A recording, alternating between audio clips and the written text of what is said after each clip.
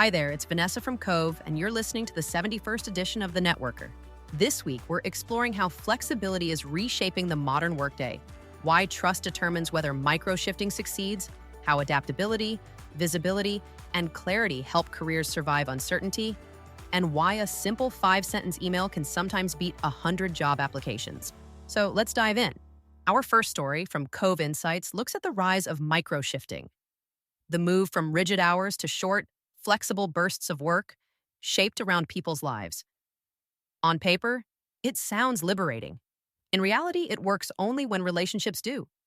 Studies show that flexibility fails when trust breaks down, when teams rely on surveillance instead of outcomes, or when handoffs become chaotic. Microshifting isn't just a scheduling trend. It's a social contract. It succeeds when teams communicate clearly, resolve tension early, and share accountability. Without relational maturity, flexibility becomes fragmentation. From there, Inc. explores a growing frustration among job seekers whose networking meetings don't lead anywhere. The truth is refreshing. Informational chats aren't meant to produce immediate interviews. They're meant to build clarity, credibility, and connection. A clear close, such as asking to stay in mind for future roles or requesting an introduction to someone else, turns a single conversation into an ongoing relationship. The purpose isn't extraction, it's momentum. Business Insider then brings us back to a theme that keeps resurfacing: sweat as a new form of social currency. From marathons to heat classes, fitness is becoming one of the most natural ways to build professional connections. Shared effort breaks the ice faster than small talk ever could. Whether in group runs or morning workouts, these moments lower walls, spark energy, and create the kind of camaraderie that moves beyond titles and job descriptions.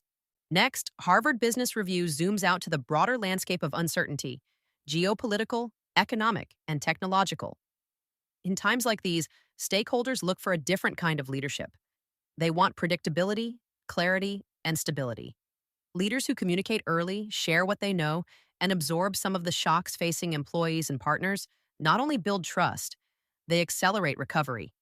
The lesson is simple but powerful. When uncertainty rises, trust becomes strategy. We shift back to Inc. again, where two CEOs break down what true networking actually looks like. Be specific with your ask. Respect people's time. Follow up persistently. And don't be afraid to invest in advisors or support when your current network can't get you into the rooms you need.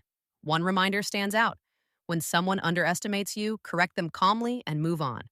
Confidence, not apology, builds presence. Fast Company closes this week's stories by examining how LinkedIn's new AI-powered people search enhances discovery, but not connection. AI helps you find the right people, but it cannot replace lived experience or human insight. Your network becomes more valuable, not less, in a world where information is increasingly commoditized. People don't just want answers, they want trusted guides. And finally, Forbes offers a practical tool for standing out in a noisy job market: a 5-sentence referral email. A specific compliment, a point of connection, a clear ask, a graceful out, and a simple next step. Short, respectful, and effective. Sometimes the most powerful networking is the simplest. Before we wrap up, let's turn to this week's recommendations.